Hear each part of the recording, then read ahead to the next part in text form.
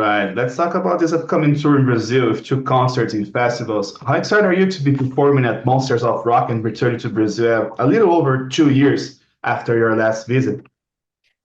Yeah, it's great. We love Sao Paulo. It's a crazy place, but we love it. And to be there now with other bands that we respect, it's a dream come true. This South American tour is we're looking forward. The whole band is looking forward to it, and coming back to Brazil. Yeah, it's an amazing thing. I mean, what can I say? We have a great job. Absolutely.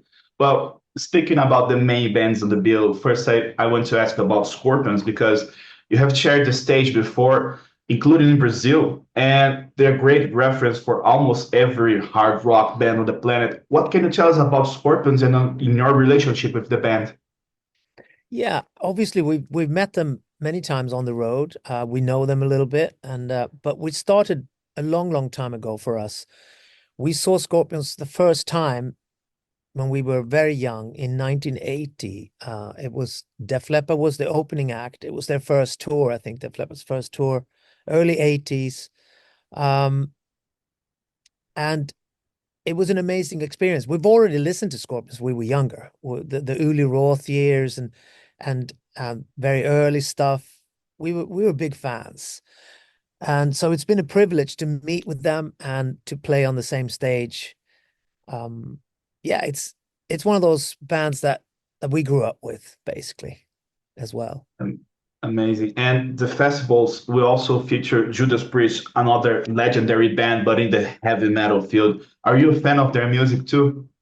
Yeah, we when we grew up, we listened to their albums as well. There was a great energy, sort of great power and still melodies. So that's why because we love a bit of melody, we love a bit of melodic guitar solos as well as the heaviness, and they had it. But and yeah, so to play, I don't think we haven't toured with Judas Priest before. We have met them occasionally, maybe on tour, but it'd be nice to hang out and to share the stage. Absolutely. That's incredible. And among the other bands in São Paulo are Sabotage, Queensryche, Opeth, and Stratovarius. Is there any of them that you like the most, that you know a little more about? Yeah, we're good friends with Opeth, the whole band. And I that's great stuff. I just went to see them in London at the Roundhouse, and an amazing show and great guys. So yeah, we're definitely going to hang out with them, that's for sure.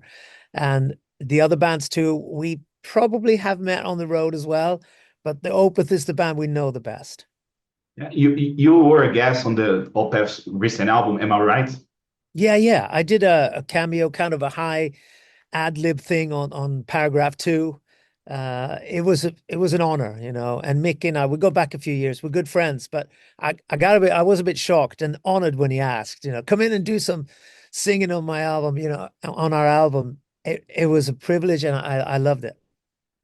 That's incredible. And Europe's last visit to Brazil was for a single show in 2022 at an event at the Hard Rock Hotels in Fortaleza, a city that doesn't normally have major international shows.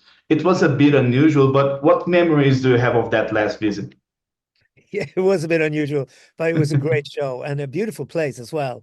So it was a nice experience to go there and to meet the fans again, So it's a great memory, but look out, this is going to be amazing. I mean, we're talking Sao Paulo, this show coming up. Whew, we're really looking forward to it. Yeah. And talking about the upcoming concerts, what can we expect in terms of the set list? I saw that you're playing a lot of songs from the Final Countdown and Out of This World also. Will you keep the basic set list or there will be changes for Brazil?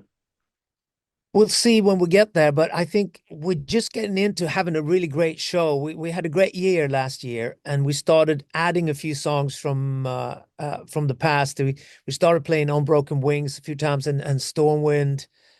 So sometimes we throw those in because it's kind of fresh for us. It's kind of and some of the fans really love it as well.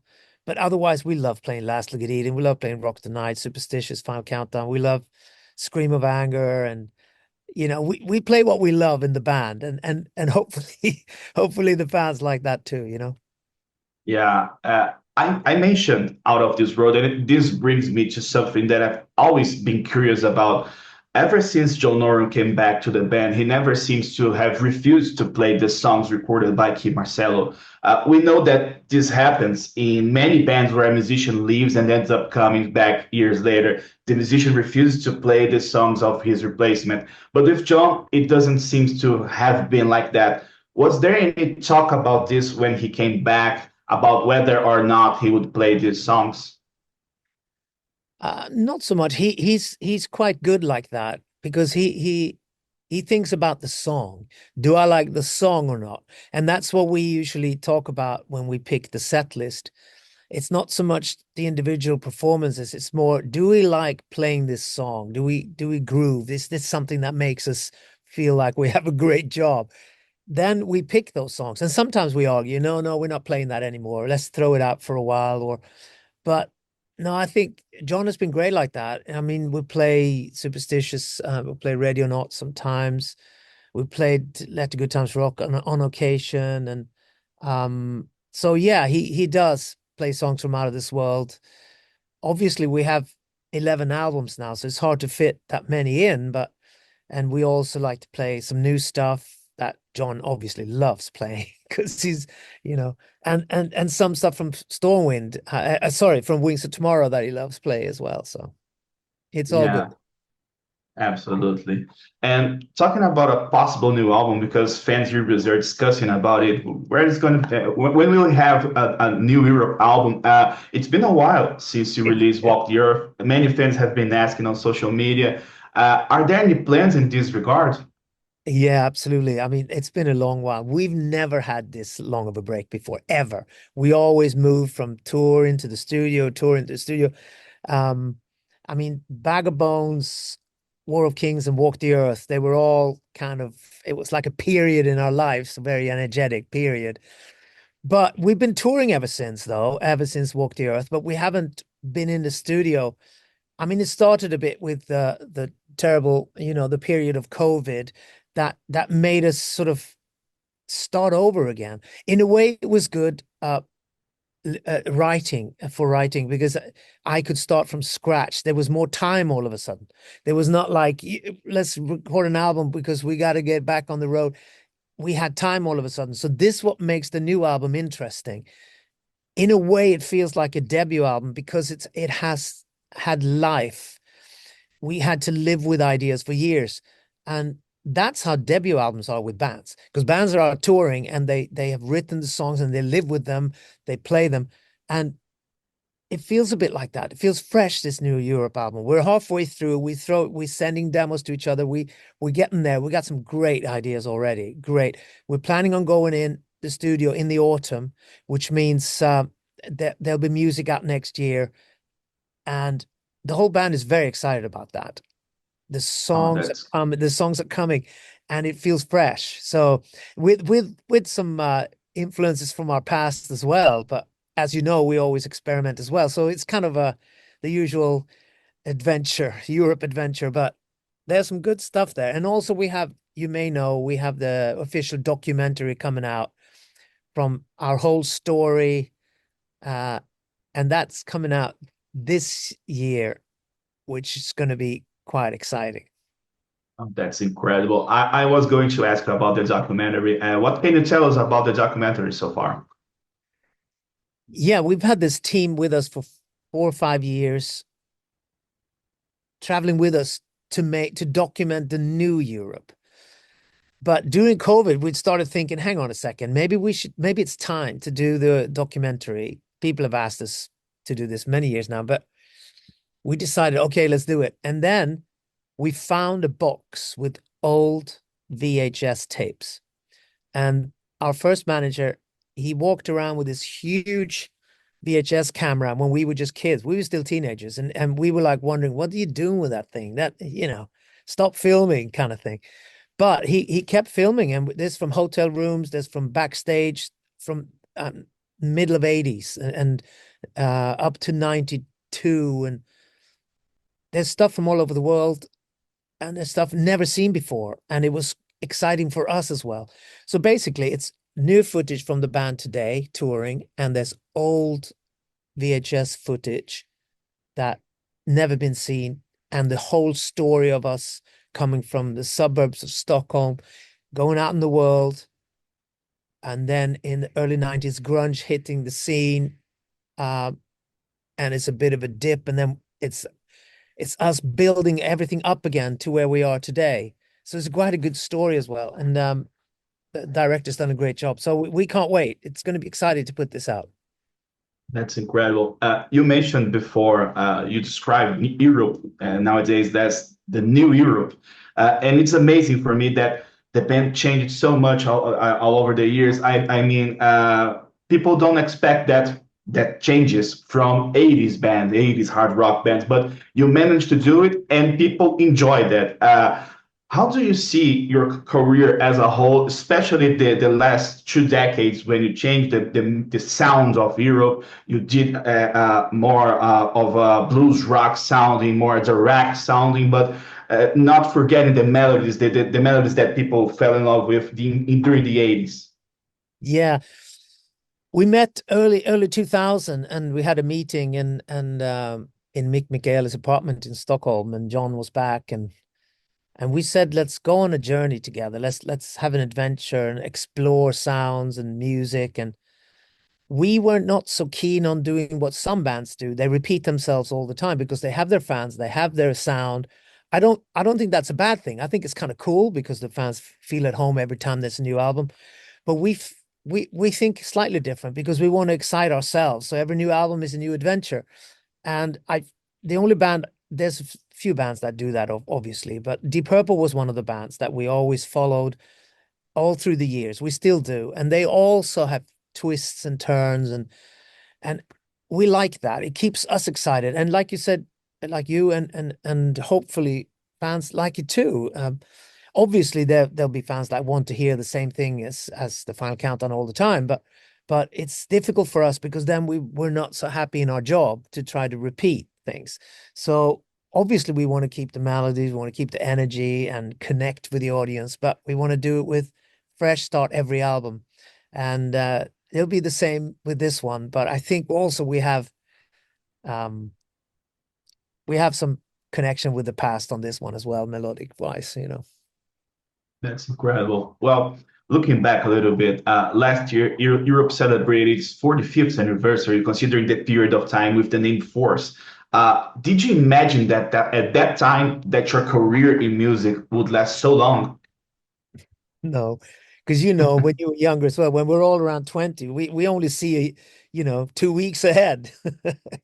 You don't really think years ahead. So you just do your best in the moment. And these days we plan things 2, 3, 4, 5 years ahead because time obviously moves slightly different now when you're older. It tend to move a lot quicker. So it feels a lot quicker. So you plan in a different way.